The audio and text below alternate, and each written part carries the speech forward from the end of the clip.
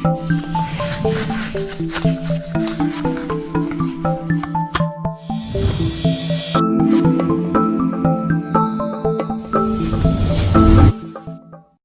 everybody, this is Ellman, the Blue Collar Investor, with today's option selling question of the day.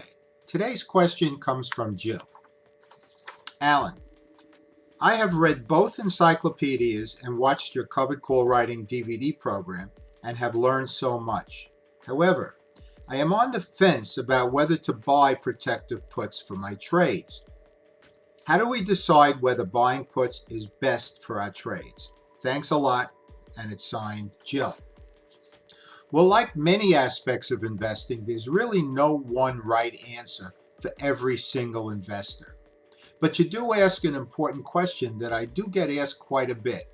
So let's delve into how we figure out whether or not it pays for us to buy protective puts, how much it will cost us, and how much it will actually protect our trades.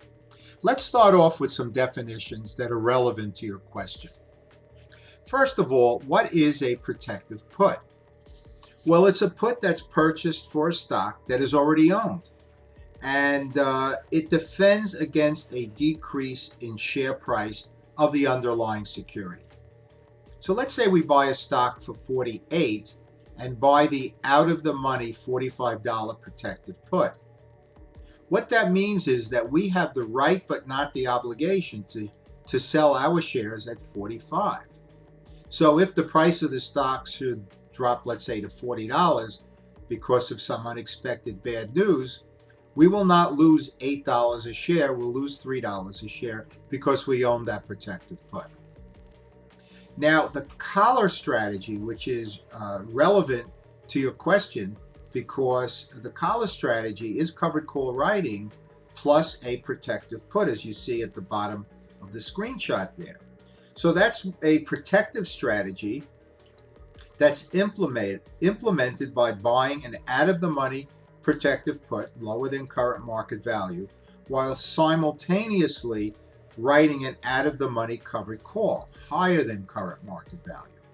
So once again, the formula for the collar strategy is a covered call plus a protective put. Now, to make this all come alive, let's take a look at a stock that at the time that I'm responding to your email, which is December 31st, 2019, New Year's Eve day, I'm using a real-life example of a stock that I took from our premium watch list. And the stock is a commercial metals company. It trades on the New York Stock Exchange with the ticker CMC.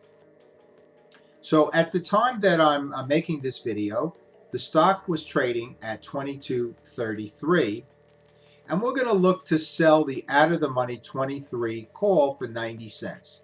As you'll see in a moment, that was what the option chain on December 31st was showing for the $23 call option. And we're going to calculate initial time value returns both with and without protective puts.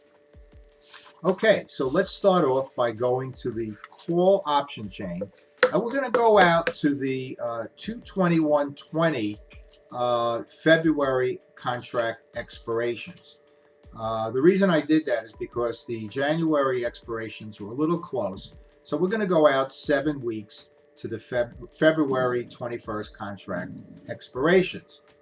And you can see on the screenshot here that the 23 option, which is on the bottom of the screenshot, generated a bid price of 90 cents. You'll remember that when we sell an option, we sell at the bid, the lower, and when we buy an option, we buy at the ask price, which is the higher. In this case, the bid was 90 cents and the ask was 95. The spread was pretty tight, so we're not going to leverage the show or fill rule to negotiate that. We're just going to sell at the 90 cents. So if we use the Ellman calculator, I like to use the multiple tab of the Ellman calculator for the initial returns when we set up a covered call trade. You could see here in the screenshot that we bought the stock at $22.33 and sold the 23 call for 90 cents. Now that generated a 7-week return on our option or ROE of 0.0%, with a possibility of an additional 3% if share price moved from 22.33 up to the 23 strike.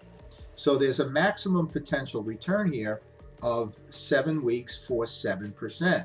So that makes kind of the annualized pretty easy.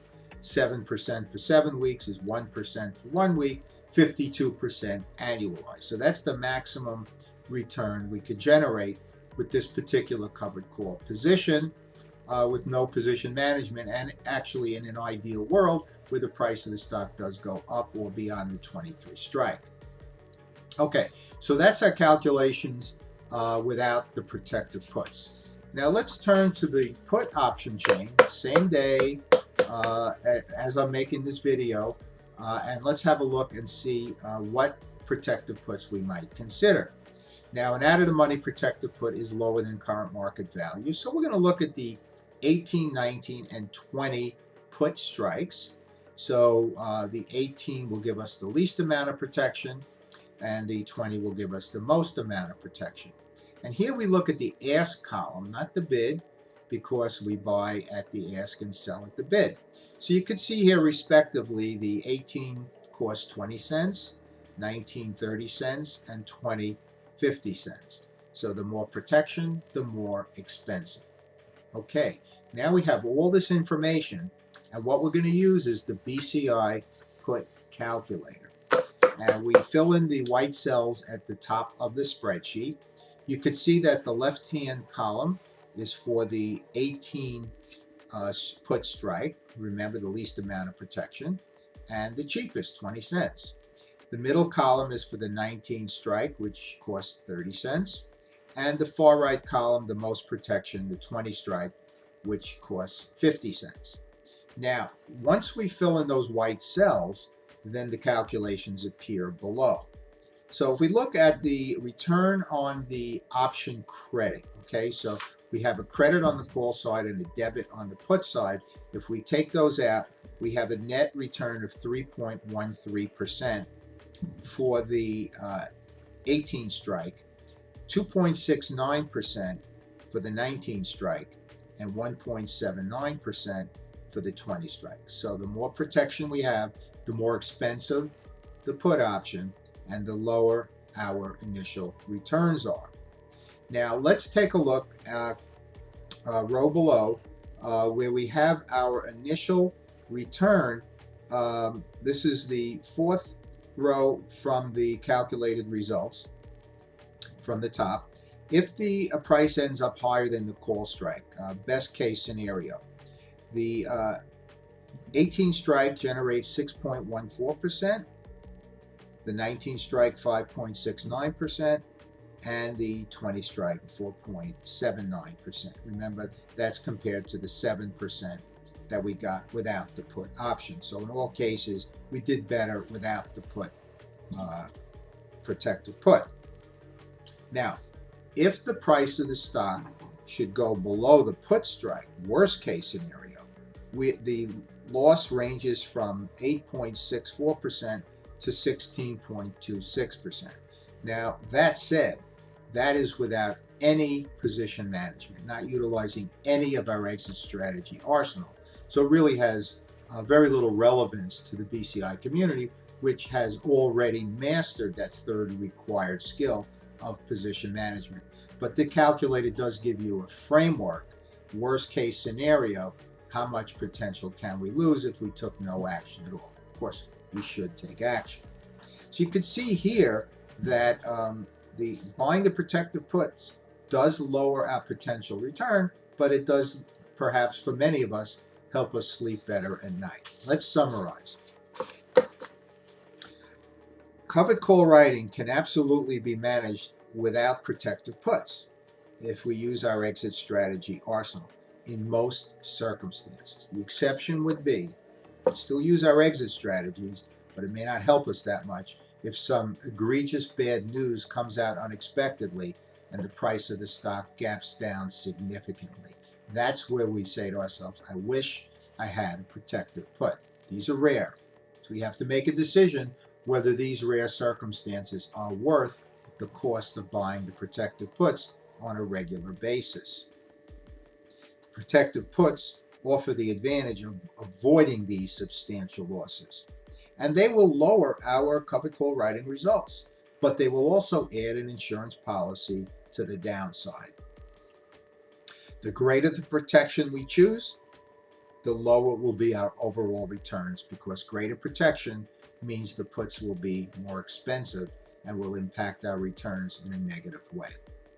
So those are the takeaways and what we have to decide. I can't tell everybody what to do, because what's right for one may not be right for the next. But I can show you how to make these calculations and make these determinations for yourself. Now, I just want to remind all of our premium members that only you, our premium members, have access to the entire library of Ask Alan videos. This is number 170. So only our premium members have access to all 170 of our Ask Alan videos, and we're going to add a new one every single month. Just log into the member site and scroll down on the left side, as you see here in the screenshot, and you'll have the first 10, and then you click the row below that if you want to access all the remaining Ask Alan videos. On the right hand side, we have the titles to all the Ask Alan videos if there's a particular topic that you're looking for. So Jill, I want to thank you very, very much for asking that question.